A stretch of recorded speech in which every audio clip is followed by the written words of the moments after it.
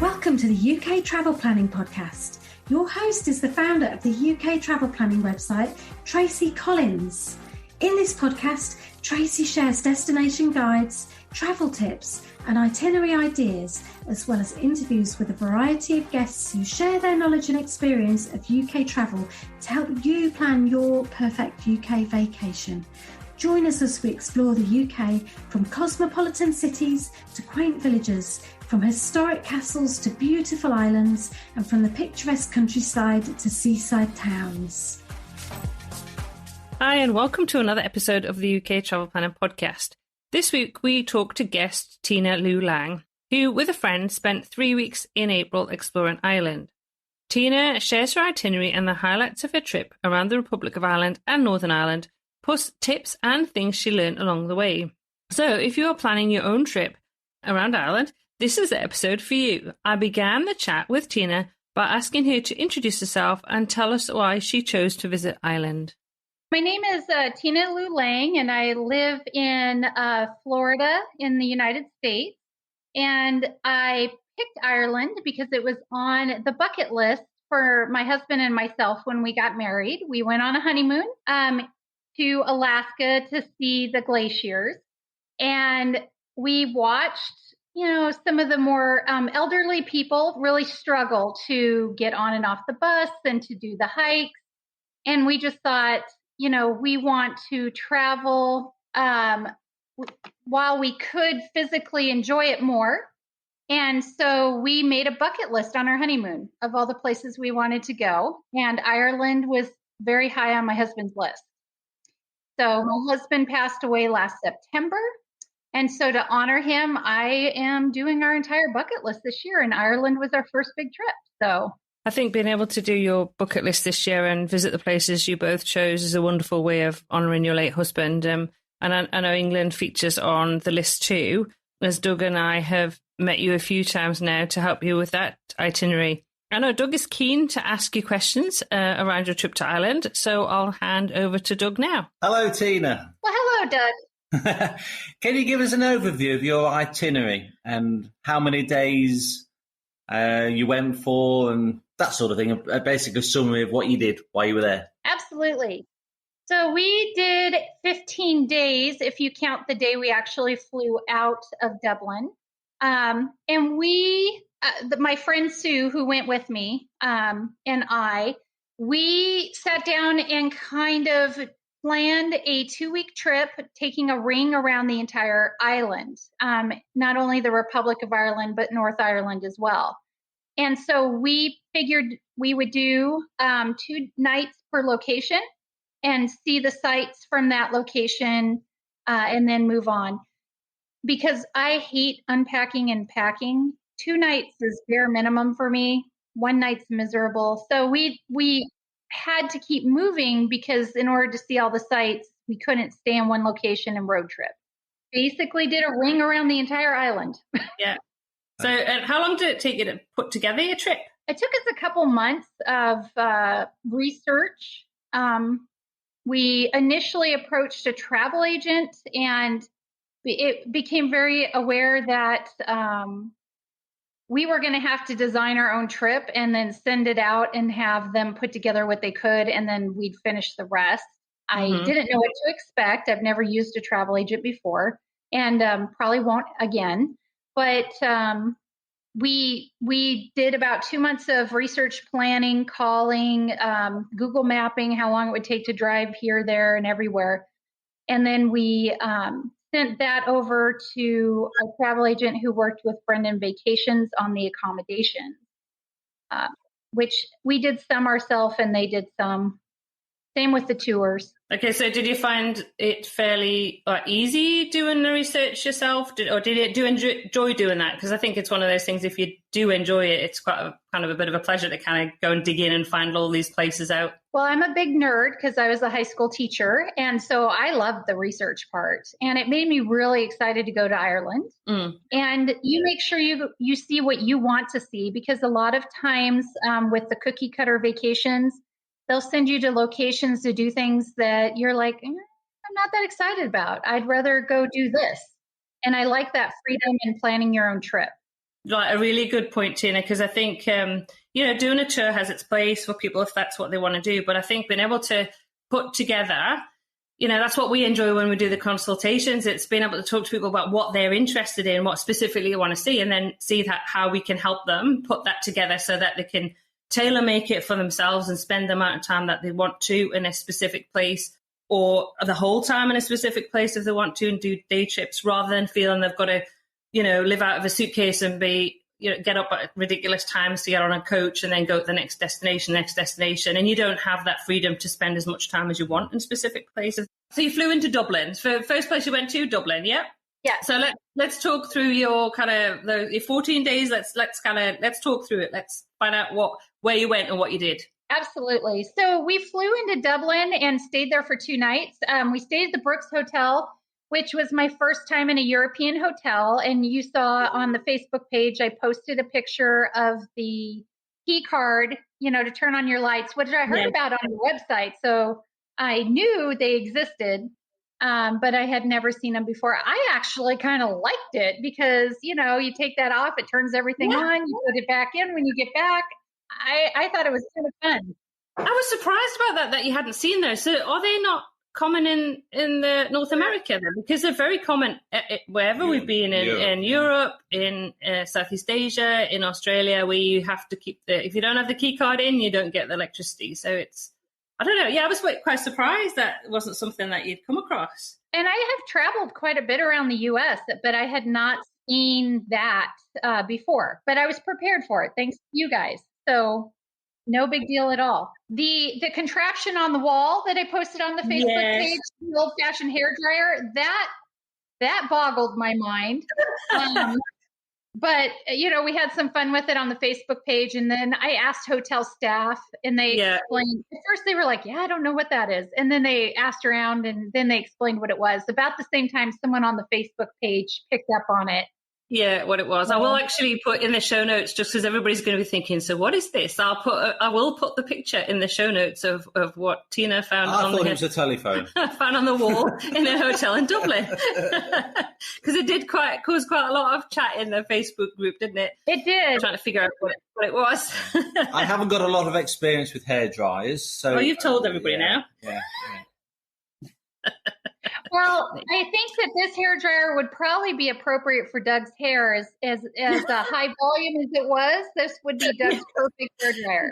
Yeah. That's the sort of hairdryer needs. So you stayed in Dublin for just two nights in Dublin? Just 2 nights in Dublin, but in my opinion, we saw everything in 2 days. Yeah. The last time we spent two nights there. I think we went over from on the ferry. I think we were there for 2 nights before we did it. We did our trip. So I think two nights, a couple of days in Dublin's pretty good. And everything's pretty compact there. I feel like it's easy to do in 2 days. We use the hop on, hop off tour bus.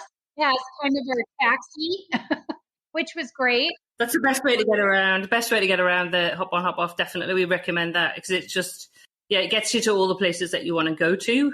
So why not use it? I kind of liken it to the bus on Harry Potter that he gets on. You feel like that sometimes driving in those little narrow streets. But it was a beautiful sunny. Well, it was sunny the entire time we were there, pretty much.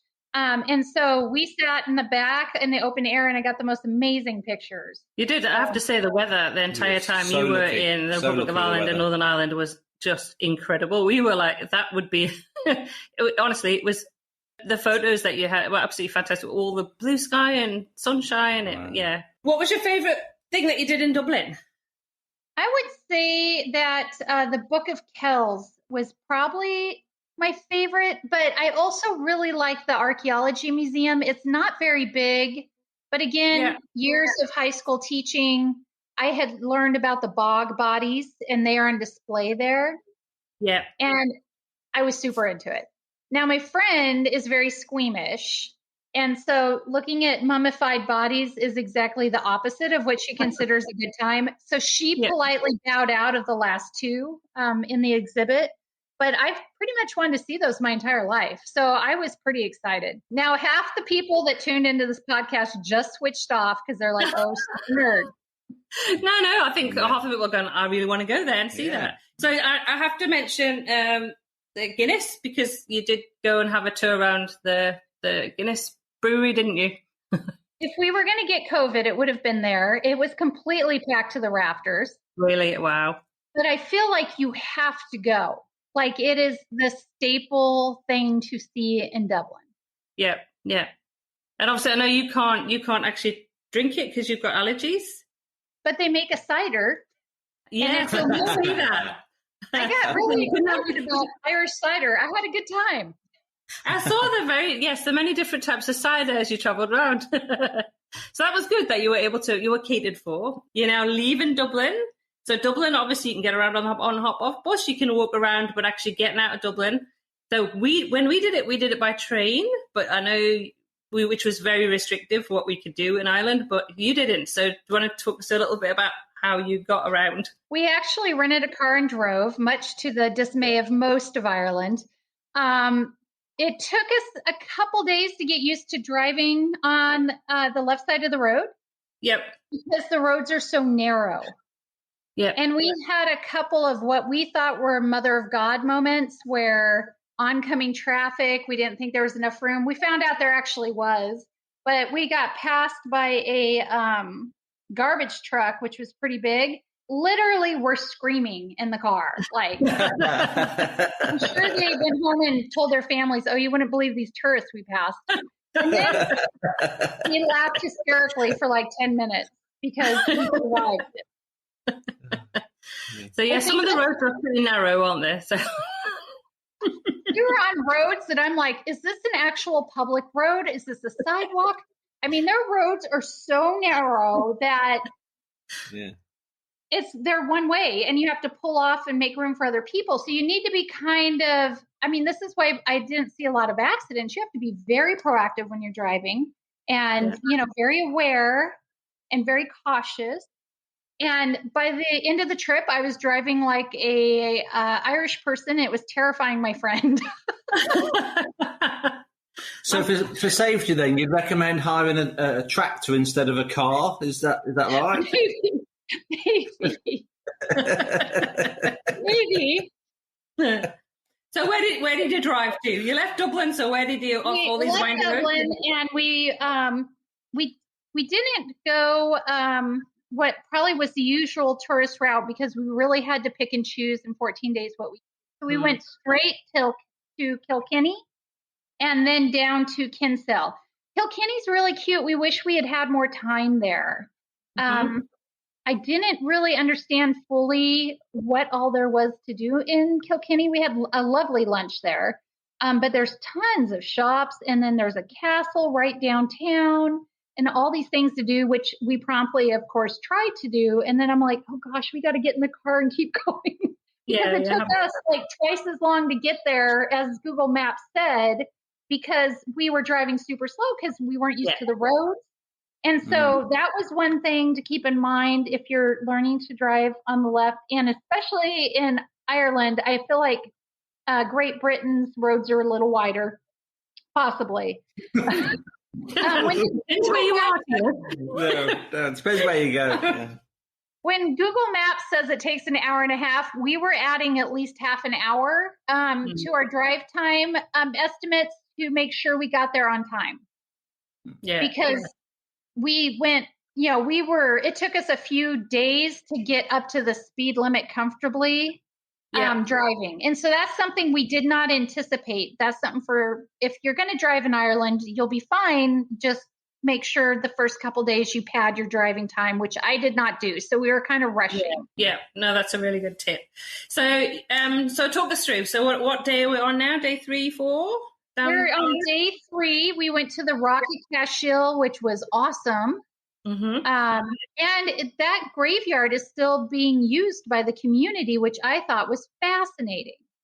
There are recent burials in there, like 2016. Okay. Yeah, which I thought was kind of cool. But we did enjoy that tour. There's nothing else to do in Cashel besides the Rock of Cashel. So it doesn't, you do the tour and then you can move on. Yeah. And then we went down to Kinsale, which is the most adorable little coastal town ever with the cutest shops. And So usually how we did it is when we travel to a new location, we would try to eat in the hotel the first night because we're usually so exhausted by the time we get there. We didn't want to go try to find something else. And so another tip, we learned that you have to call a couple weeks ahead of time and make reservations in all the hotel restaurants, which is not something I'm familiar with in the US. And maybe there are places you do, but not where I've been. And so we found out really quick that we weren't going to be able to eat in a lot of the restaurants. We ended up eating in the bars in the hotels because the restaurants were booked. Yeah, yeah. I know that's something we do get asked that quite often. And I kind of, I don't know, it'd be interesting, obviously, because the last time we were in the UK was 2020. So how things have changed post kind of COVID in terms of making reservations for restaurants and things. So we've, for our trip around England and Scotland, we have made reservations for restaurants we really want to go to. So afternoon teas that we want to go to, in particular restaurants. So we're in York next month. We've already booked that. So we have looked ahead to book some. And I think, it's worth if there's somewhere particular you want to eat, or even if the hotel you want to stay in at has got a restaurant. I think that's a really good tip to just check and not make an assumption that you're going to be able to actually get in. That you need to book it. And quite often, local people will go to the hotel restaurants as well. So that's what you find. If the food's good, that's what you're going to find, that actually locals will be going to have dinner. So it's not just going to be the hotel guests. Yep. So that's a good tip for anybody, because we learned that the hard way. You really do. And I wish that our travel agent, who was supposed to be assisting us with our tours and everything, had mentioned that as well. Because then I would have called and made reservations. So how did you find the food? Because one thing I'm really looking forward to when I'm back is probably eating my body weight in really nice food. Well, I loved the seafood, lots of amazing seafood everywhere we went. I remember, though, we went along the coast almost the entire trip. So we were along the coast most of the time. And then I tried some of the traditional Irish stews with lamb and with beef. Now, my travel companion did not care for the lamb, but I liked it. But I've had lamb before. And I also have food allergies, extensive ones. And I know that was a concern of mine when I left. And I've heard other people voice that on the Facebook page. And Ireland was very refreshingly prepared for that. Almost every single menu had a food allergy key. They didn't list the ingredients of the meal so much as they just put in what it has or doesn't have. That made it super easy to try to pick something that probably wouldn't be an issue. And then they'd go double check with the chef and then they'd come back. But the allergy key on there, we don't see a lot of that in America. And that was like a local pub would have one on their menu.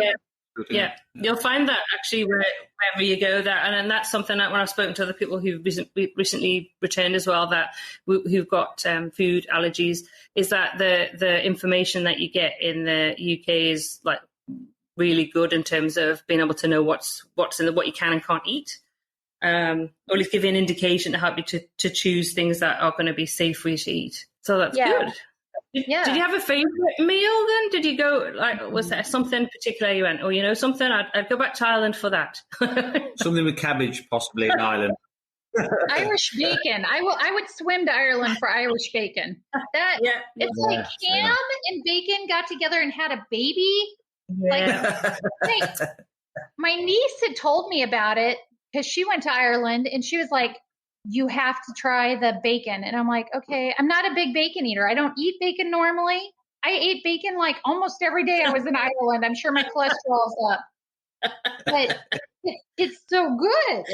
Oh, absolutely. Absolutely. Well, I'm looking forward to gammon steak, which is another kind of thing that we don't get in Australia. I don't know if you get in the States, but that's basically like bacon, but like on steroids. It's amazing. It's thicker and just really tasty. Okay, so where did you go? So all of this was kind of self-directed. You didn't do any tours at this point? Because I know you did join some tours, but were they more like just the day tour type that you went out on? Well, in Dublin, I did get your guide through your site for the Book of Kells, and that was excellent. They did the Book of Kells in Dublin Castle. Guinness does their own tours. The rest of it was kind of self-directed. Mm-hmm. And then when we get to Kinsale, we were still kind of self-directed at this point. We went to Cork for the day. And if you have not been to Finn St. Bar, that cathedral is off the chain. Like, the guy who designed it was probably a lunatic, but it's like amazing. Really? It is like you go in, it's because it's not that old of a cathedral, but the way it is just unbelievable. It was one of the coolest things I saw in Ireland. Oh, wow. Okay. We're going to have to check that out. That's one of your favorite whole experiences, the whole trip there, was it? Where you saw them? Well, after we went into other cathedrals and we're like, it's nice. But it's no Finn St. Bar. I'll forget that. It's right up there. The detail, and I don't even know how they got all the money to do that back then. The detail and the craftsmanship and the artistry they put into that was just insane. Like, just crazy cool. And they even kept a cannonball that got lobbed at the church during, they said, the battle, I can't remember, with the English. And they have it hanging from the ceiling as a memento of the war. I just think that it's just quirky. It's off the wall.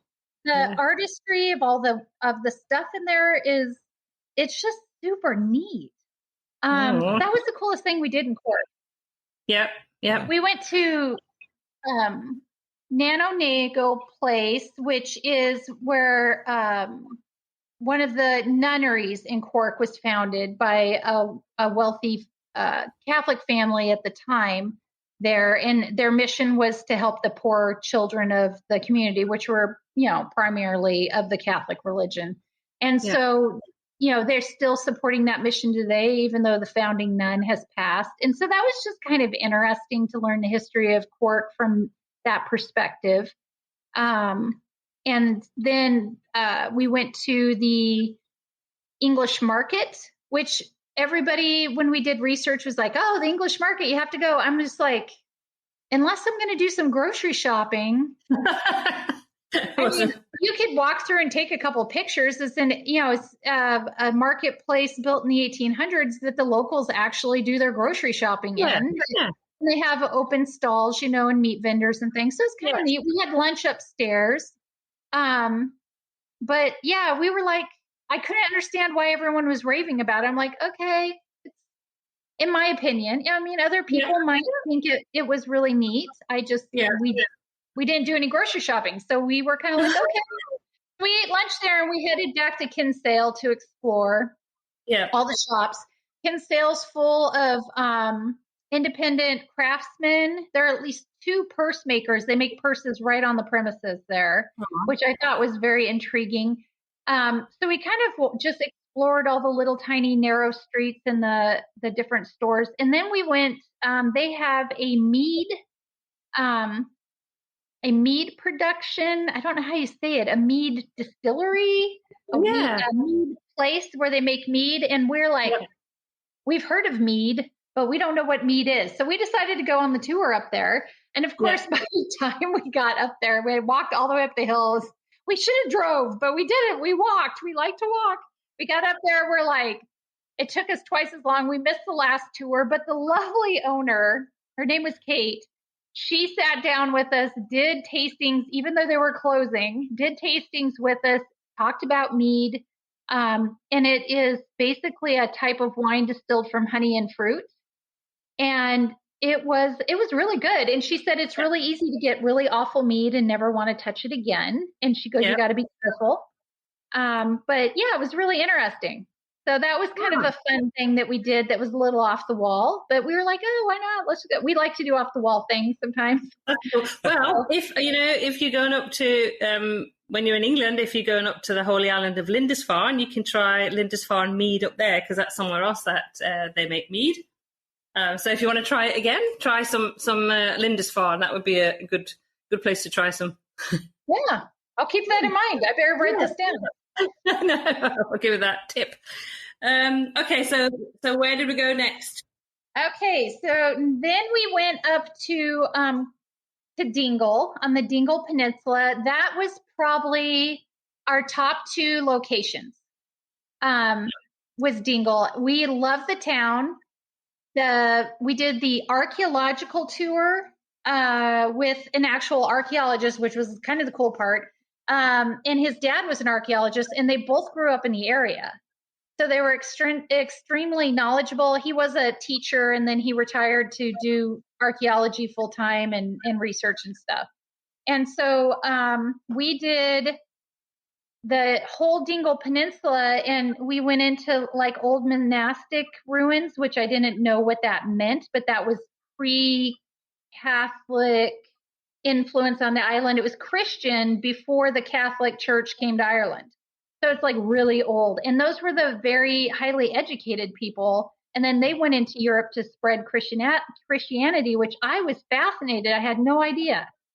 And so we actually went into one of their, they call them oratories, but it's like a little church. It's still standing. They built it and it's still standing. It hasn't been reconstructed or anything. We went into that. It was super cool. And then we did some of the stone huts that a farmer had on his property. And the farmer said he makes more money charging people to pet lambs than he does for people coming to look at the stone huts. And we were kind of laughing, and we're doing a little stone hut tour. And when we were leaving, like there were people lined up to pet lambs, and we were like, "Oh my God, he's serious!" So you can't stop and pet a lamb if that intrigues you. They're very cute.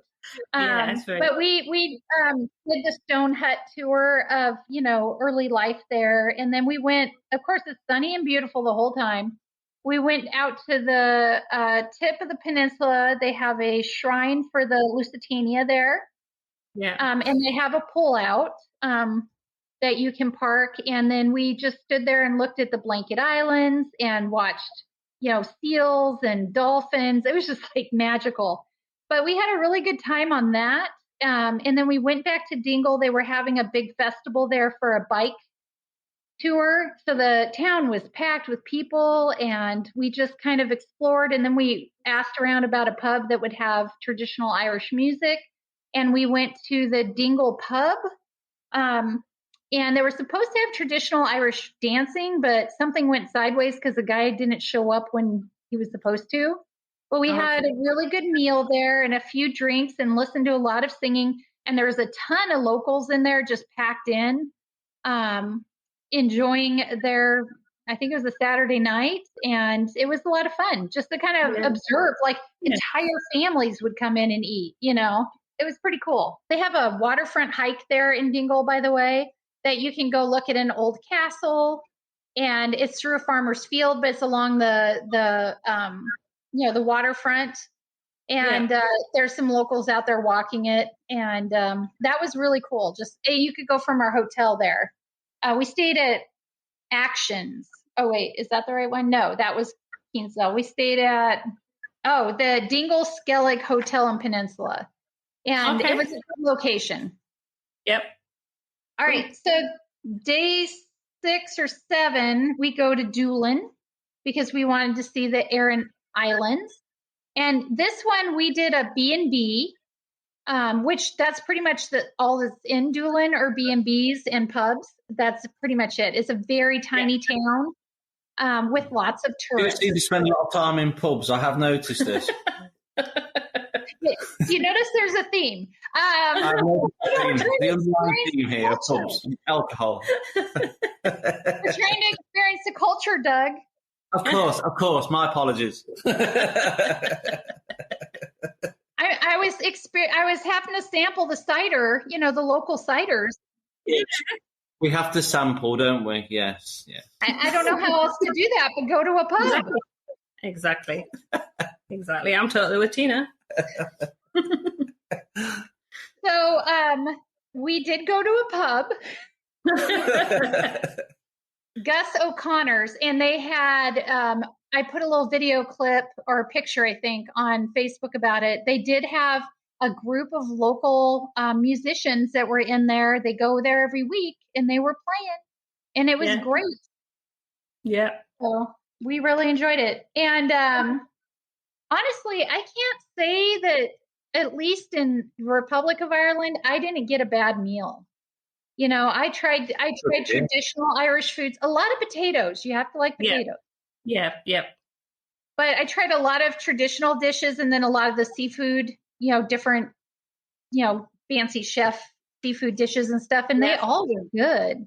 Oh, that's good. So, yeah, I got lucky or I don't know, but I didn't have a bad meal there. To the push the traditional food throughout Ireland, the more local food and the traditional meals, is that sort of top billing on the menus? In most of the pubs, yeah. I mean, some of them had some seafood stuff if they're along the ocean, which most of our tours were. So that was it. But they always had the Irish stew with the lamb and the potatoes and carrots. Actually, the best one I had of the entire trip was in Dublin, shockingly enough, at Duke in Dublin. I don't know what they put in it, but it was just amazing. I tried it at a couple different places, and they were all good. But the one in Dublin was just awesome. We'll get that. We'll put that on our list. Excellent. Okay, so where are we off to next, Tina? We are off to from Doolin. We only stayed one night because there's not much to do there. We went to the Aran Islands, which was really cool. Actually, we went to the smallest one. Because that's all the time we had left by the time we got there with our driving. And then we did the Cliffs of Moher tour, which was, I'm going to be very bluntly honest. Everyone's like, oh, you got to do the Cliffs of Moher. And this is me kind of bucking that you don't have to do anything. Mm-hmm. I was a little underwhelmed. I was like, okay, the Harry Potter cave was like the only thing I thought was cool about the Cliff of Moher. And we did it from boat, which I thought was cool because you actually get to see the cliffs, and I'm afraid of heights. So that was a better option for me. That was cool. And we walked by an old guy. We were on one of the last boats on the island. We're leaving, and an old guy was walking with his cane, and we're like, hello.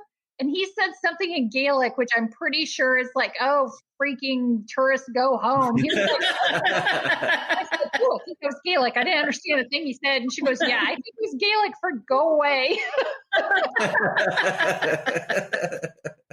Well, Doug wouldn't have wanted to go on that boat trip because he'd get seasick. So he would have just been on the cliffs and waving at me on the boat. That was a good day for Doug to go. Very calm. Very calm. I get seasick crossing the river. Yeah. You get seasick looking at a boat. True. But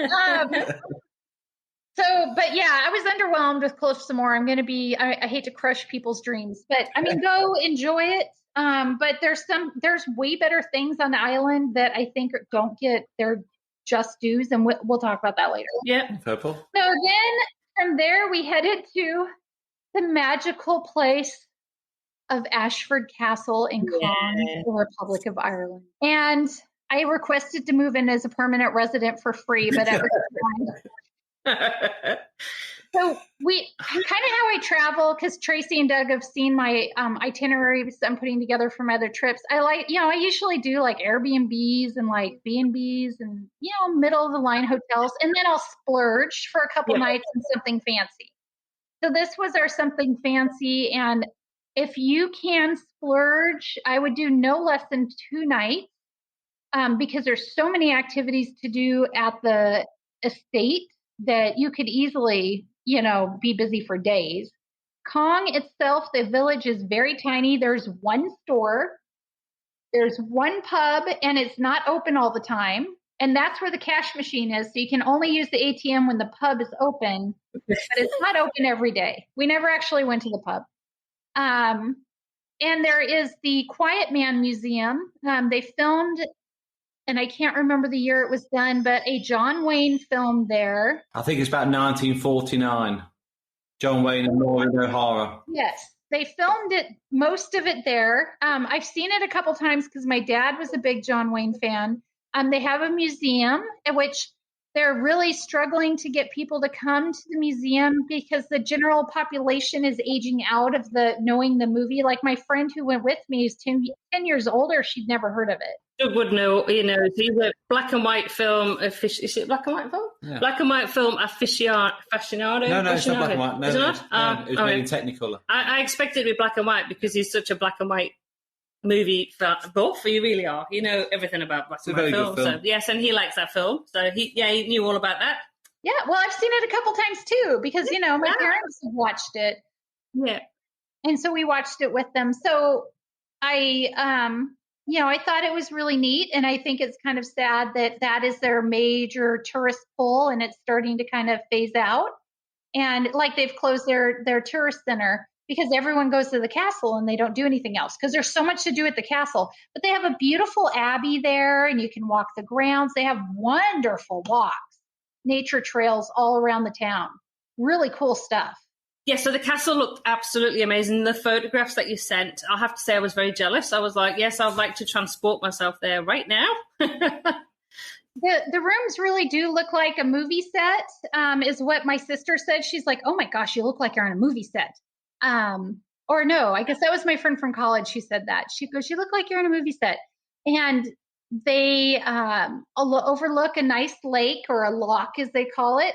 And the estate has several acres. They have horseback riding, hiking, skeet shooting, golf, zip lining. I can't even begin to tell you, wine tasting classes, Wow. That kind of thing. And so there's so many things to do, but we did what I felt was one of their premier activities, and we did the falconry school. And I have to say that was one of the coolest things we did in Ireland. The people that run it are obviously trained biologists. This is what they do for a living, but they teach you how to do it. And you walk through the woods or through the castle garden, depending on where they take you. We had Harrison hawks, and these beautiful birds are flying through the trees with you and following you, as you go. And it's pretty amazing. Now, again, my friend had a lot of fun right up until the end when we fed them their full meal at the end of the thing. And so she's a little on the squeamish side with that kind of thing, but she's a trooper. She didn't say a word. She just went through it. But afterwards, she's like, oh, that's so gross. Because you feed them like, what they eat, like a mouse or whatever. And so I was a biology teacher. It didn't gross me out, but she was a little grossed out by that. So if it's something that bothers you, you might want to think about it before you sign up. But I think she would have done it again anyway. I think it just kind of grossed her out a little bit, but she definitely enjoyed it overall. That's great. How long was that for? How long did that take? Was it in the morning that you did that? We did that in the afternoon at 2:00, and it was an hour-long class. Yeah. So it felt like 15 minutes, really. It was so good, yeah. It just flew by, and we were like, what? We have to take them back. Can't we keep them? And then they'd let you take them back. Yeah, and the castle, again, you need to call ahead to get reservations for the fine dining, but I felt like every other place in the castle was quote unquote fine dining. Like I thought you couldn't go wrong. Yeah. And we ate in the cottage restaurant, and we ate in the dungeon, which I thought was hilarious. And of course, we tried out the Prince of Wales cocktail bar because, that's you got to try everything. And so we did all of those things. We walked the gardens. We walked some of the natural trails, and then we also did the morning walk with the wolfhounds along the lake. Yes. That was fun. Like I said, there's so many activities that you can do. And so I would say a minimum of 2 nights.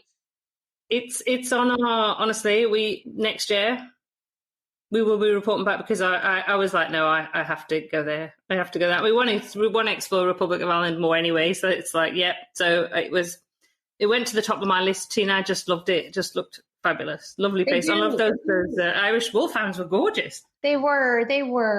And, they do like a very full level luxury hotel experience, full turn down service at night.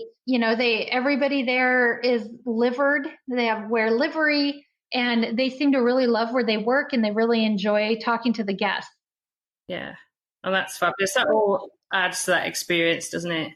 And like you, we also do the kind of B&B and sort of more mid-range or budget sometimes, and then we do the splurge as well. And I think, wouldn't it be lovely to do 5-star all the time? But then you appreciate those splurges a bit more when you get the opportunity, because it's such a treat. So it's fabulous. So I guess you were sad to leave. Yes, my suggestion is they put Kleenex out where they come and bring you your car, so that when you're crying, you have something to wipe your eyes with. But Joe, who is the bellhop that does all the car service, bless his heart, he's so sweet. And so this is where, we had time in our trip and we started to do some random things. He said, "Isn't your last name Lang?" And I said, "Yes." And he goes, "You need to go to the town called Grange. I'm from there, and they have a pub called the Lang Pub." Yeah. So we added that to our trip. It didn't really take us very far out of the way. And I took pictures in front of the pub. It wasn't open, obviously, because it was in the, morning. And the name of the pub was actually the John Lang Pub, which was my father-in-law's name. Okay. Wow. So it was pretty cool. Yeah. We also, based on a recommendation from Doug, so thank you, Doug, we went by and checked out the private island of Lusty Beg, which if I go back, I would like to go stay there 2 nights. Yeah. They let us go on the island just to kind of walk around and check it out. And they've got adorable little cottages, and it's super peaceful. So that's a place that if we go back, I'd like to do. Yeah, we had friends that got married there on Lusty Beg Island. So it's somewhere that when we do get to go to Northern Ireland, we'll definitely be heading to Lusty Beg. Yep. So that day we left Ashford Castle. We hit those 2 places that weren't initially on our itinerary, but we were like, yeah, why not? Yeah. So, we did that. And then we went to Sleeve Leave via through Donegal, which has a castle called Donegal Castle. And we toured that castle, and it was a really good tour, actually. And I had someone comment on my personal Facebook page, another teacher I knew, said that when they went to Ireland, they also toured that castle and enjoyed it. No, that's good.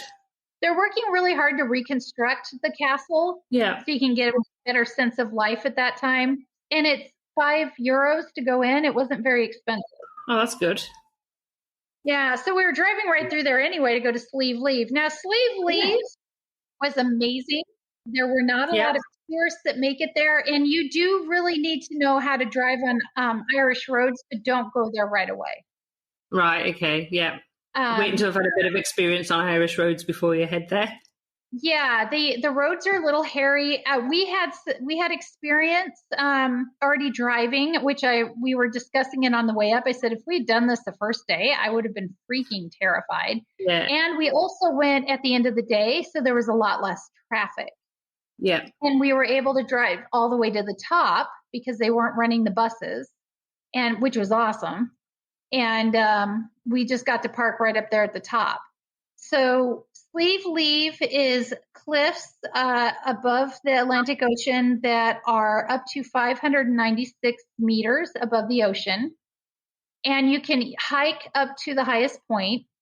I have a fear of heights, like very serious fear of heights. So just being there and looking down at the ocean, I was queasy the entire time. Your photos are fab, though. Yeah, but it was beautiful. It was absolutely beautiful. And we stood there and watched dolphins hunting. Yeah. It was like, this is magical. And of course, like everywhere else in Ireland, there's like an old castle ruin over there, Yeah. And then my friend hiked up the hill quite a ways to try to hike towards the top. And then she came back because I wouldn't go any further than the rail. Once the rail was gone, I was like, I'm out. Yeah. And I'll go guard the car. And she went up there quite a ways. Like I lost sight of her, but then she came back and she's like, oh my gosh, it goes way up there. I said, I know, I see people clear up there. And she goes, we don't have time for that. We got to go to a pub. No, I'm kidding. So we left Leave, and we're way impressed. I was like, why did they even bother with Cliffs of Moher when they have Leave? I mean, it's just way more impressive and gorgeous. Sounds like a bit of a kind of hidden, I'm not hidden, oh, that word hidden gem that everybody uses, but it's a bit, maybe it's just because it's been a bit of, yeah. I think a lot of people talking to other tourists, a lot of people come to Dublin. They go around to like Dingle Doolin, do the Cliffs of Moher, and then drive straight back to Dublin and leave. Yeah. And they don't really do that northwest. Oh, Glasgow. They go to Glasgow, and then they drive right back to, not Glasgow, Galloway. I don't even know what country I'm in right now. Glasgow's in Scotland. You had me a bit confused there, Tina. I was like, no, we've moved countries now. Galway. They go to Galway. Pardon me. And can you tell I'm planning a trip for Scotland right now? I got him confused. Yeah.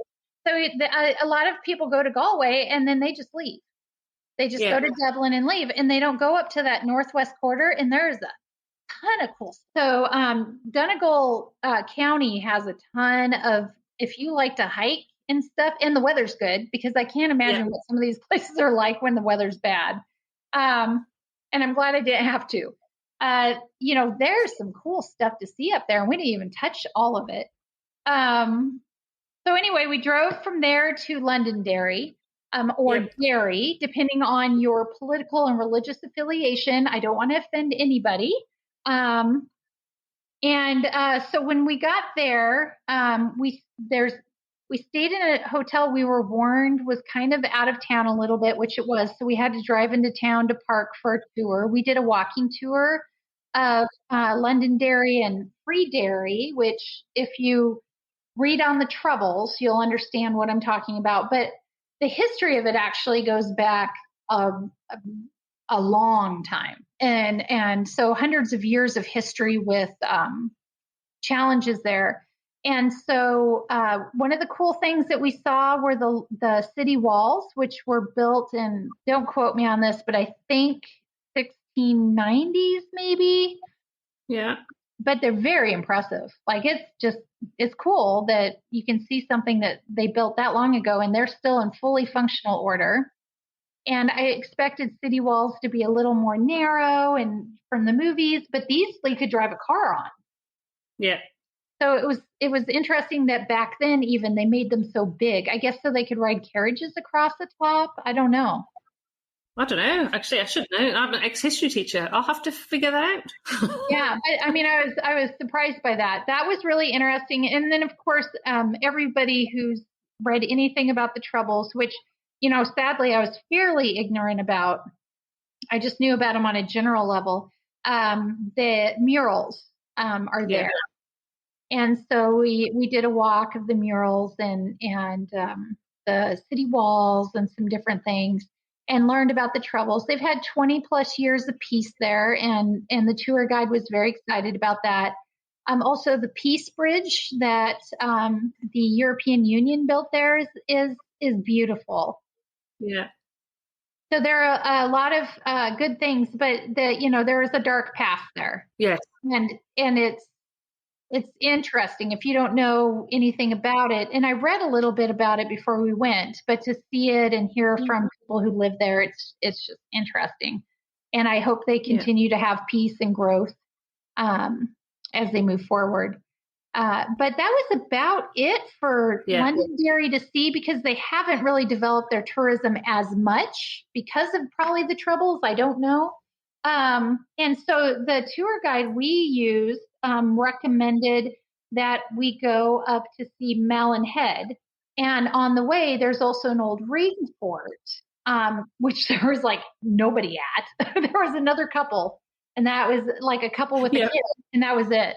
And the views from up there were amazing. I posted them on the Facebook page, and that was really interesting. So we were like, okay, we'll go up there. So we drove up to the ring fort. We saw that. Then we drove to Malin Head. Yeah. And that's I believe the most northern point of the Republic of Ireland. And again, awesome cliff hiking, and there's some history there. They have nice educational displays. They have bathrooms. We'll talk about bathrooms in a little bit. Okay. And so it was really nice.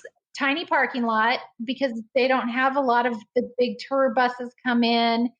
They did have a small tour bus that was there and it was loading up and leaving as we got there. But for the most part, it's just people in their cars touring, mostly people from the UK or from Ireland. Yeah.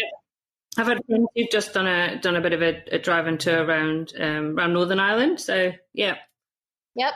So there wasn't really a lot of Americans or anything there. It was mostly European people. Yeah, I think so. I think mainly Americans seem to, I just know from chatting, it's mainly Dublin seems to be kind of top of the list of places to go to if, into Dublin and maybe just say a little bit of tour of the south and then that's about it really. So I think that's what was really exciting actually about finding out about your itinerary is that you were really spending 14 days exploring the whole of the Republic of Ireland and going up to Northern Ireland, which was quite unusual really, I think. So I know I was going to ask because then you went on to Belfast at this point? Yes.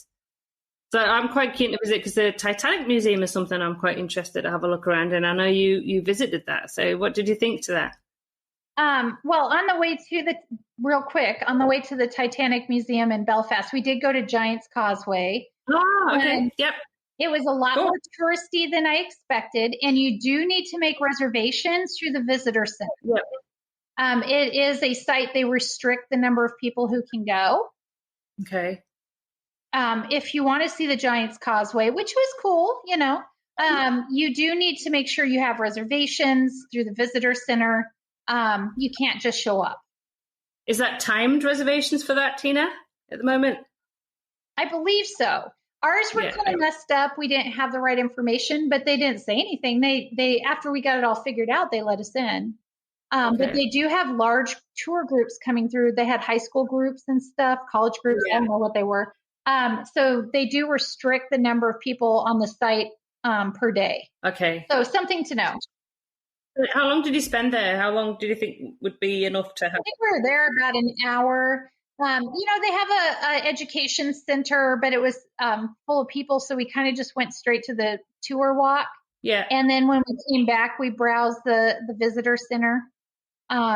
It's very nice because it's a World Heritage Site, a UNESCO World Heritage Site. They've had really put it together nicely. Okay, that's good. Good to know. The reservation bit was what I really wanted to share. Yeah, no, that's good to know. Yeah, because we didn't know. We just thought it would be like everywhere else. You just pull up in a parking lot and go walk it. That is not how it was. No, I think it's probably the number one destination for tourists to go into Northern Ireland would be the Giant's Causeway. It always comes up. Yeah, and it was packed. It was packed with tourists.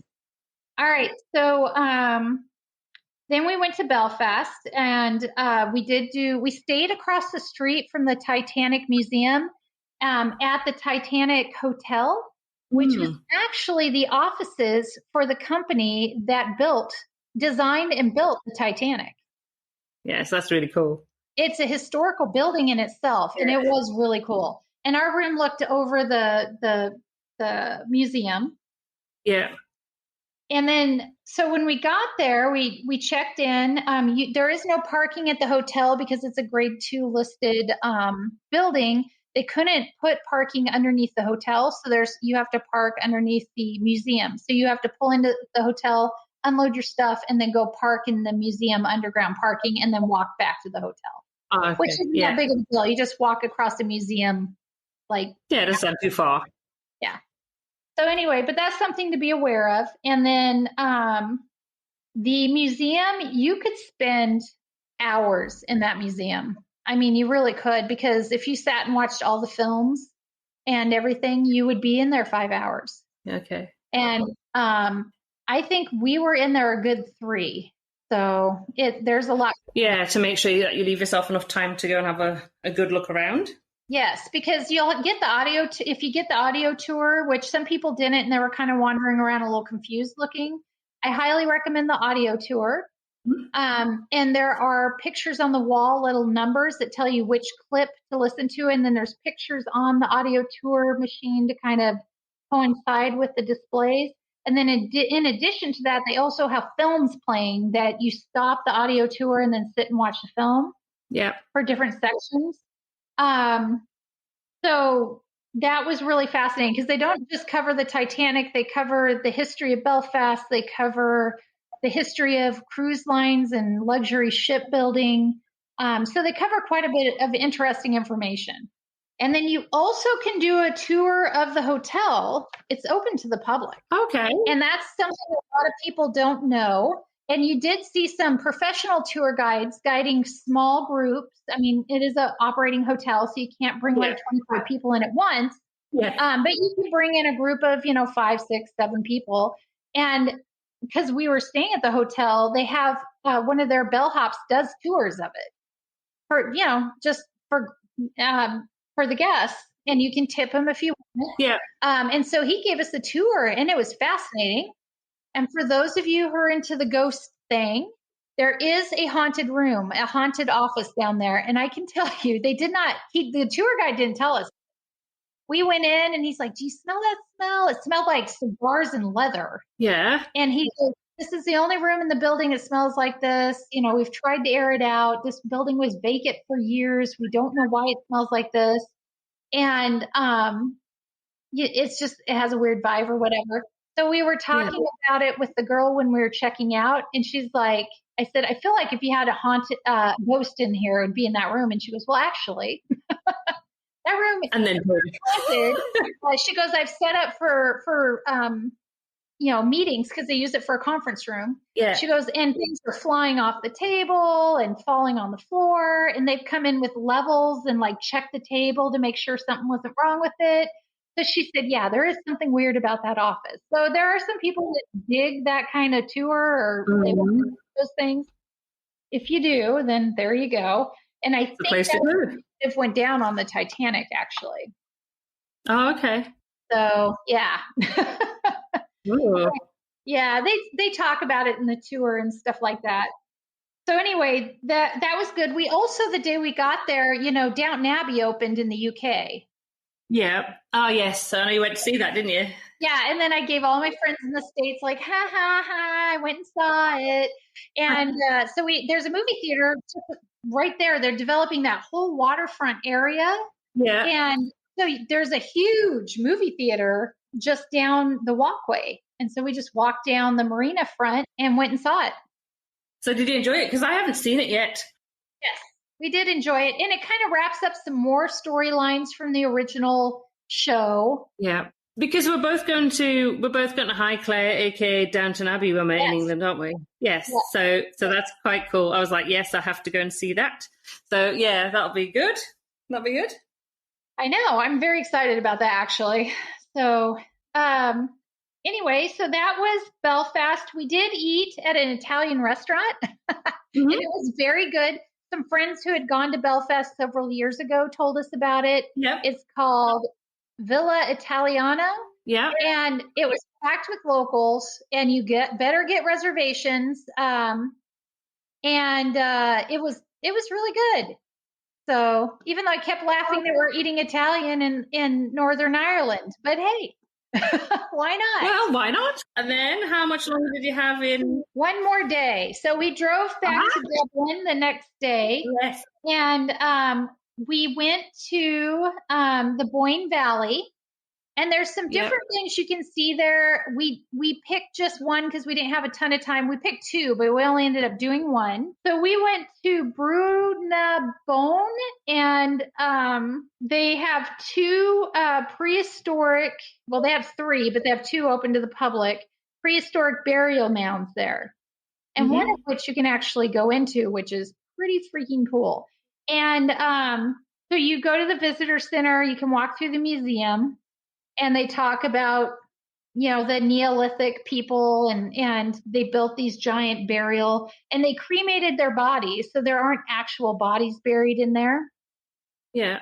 But they brought the cremated remains in.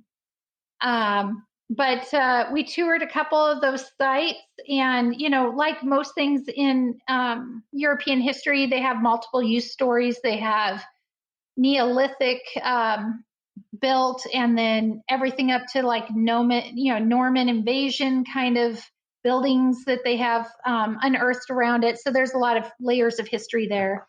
But their visitor center is also very well done. and you take a bus out to the site. So you have to get an appointment with the visitor center. You can't just go out to the site. And then they take you in a bus out, and then they have, park rangers with you. They give the tours and walk you around. But you can walk right up to the stones and touch them. I mean, there's not many places you can still do stuff like that. And so that was very interesting. Again, you were going back to my nerdy theme, but my friend who's not as nerdy thought it was cool too. Oh, that's good. So you were there for 14 days. If you were planning to go back to the Republic of Ireland and Northern Ireland again, what would you do differently? I think we would go south of Dublin and do that coastline bit we cut out. There's a national park there that is slipping my mind right now, and everyone's going to be yelling it at the podcast, but it is really beautiful, and there's some cool stuff to see. I would have liked to have seen it, but we cut it from our itinerary because we didn't have time. And I'm trying to remember what it's called. Yeah. But and I can't think off the top of my head either. And I know we've been down that bit to catch a boat back to Wales, so I'm guessing it'll be down that bit. It's to the east of Kilkenny. I'm going to actually do a map of your trip so that I can share that as well, so that everybody knows kind of where these places are. Yeah. I think that would be really useful to put that together. So you do that. So would you go for longer, or would you just add in a kind of different place, or would you cut some places out? I might have, it depends on the driving distance. I might have cut some places to 1 day. But I feel like there were so many things I saw we didn't have time to do. I feel like I'd like to go back again for the same amount of time and pick up all the stuff we didn't get to see. Yeah. Because there's just so much to do there. I mean, and that we just did the coastline. We didn't do the interior. Exactly. We met some very lovely people from the town of Moy in Northern Ireland.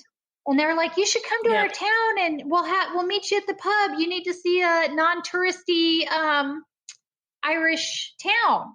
And that's how friendly and kind everybody was, And I really wish we had had time to do that because that would have been fun too. But I feel like there's so much you can see. I would love to go back and see more. We did a lot of walking and hiking because we enjoy that.